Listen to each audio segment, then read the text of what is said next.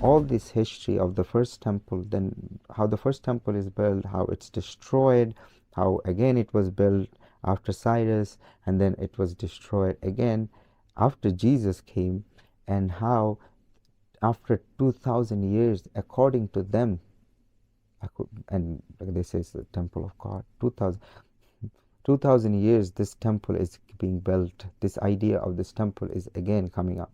Look, it was always coming, but it's already happening. One day they will come back claiming it for themselves, like the way they claim their religions for themselves, only for themselves. Because like the way the religion also racial, it's only the Jews for Bani Isaac. They also claim this land is only for them. Land, and according to the Bible, when the Jews are gonna come back to this land and build the temple, third temple, that's gonna usher the end of the world, the battle of Armageddon, the Malhama.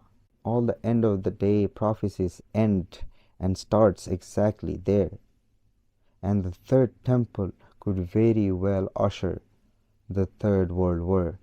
Because we will be deceived by the deceiver, the Dajjal, into believing, into justifying bloodshed when it is from other tribe or other religion or other belief system.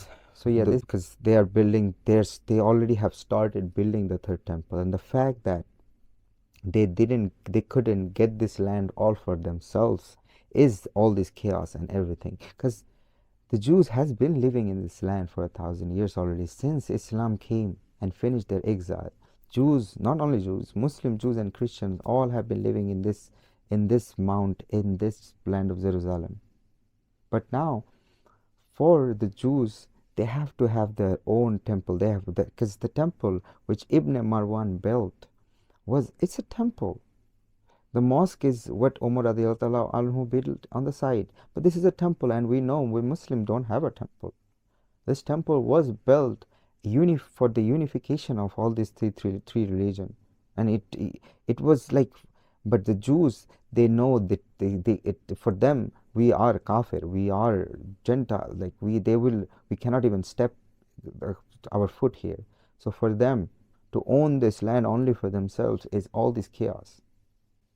While the Christians also do that, right? When Jesus will come, according to Christianity, also only Christians can live there.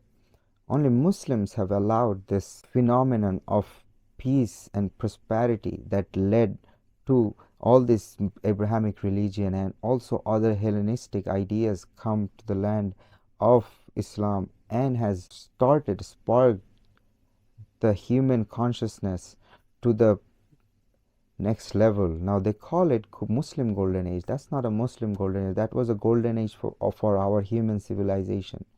Also, we have to be very worried and very aware of the reception of Dajjal and the real reason of all this fight and chaos and bloodshed.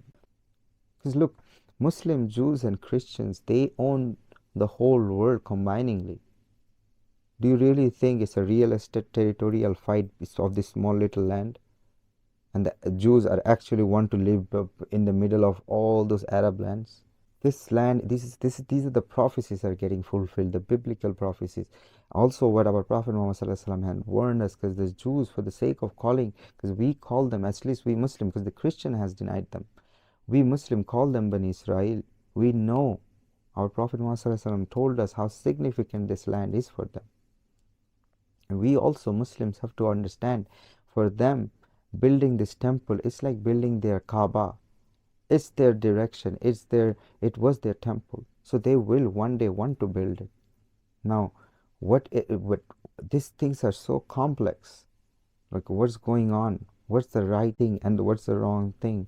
Only we could it's just an educated guess. Even then it will be hard. Only if we know the history. This video will be about this temple and this promise of Abraham. How God has chosen Bani Israel, yes. But what happened then?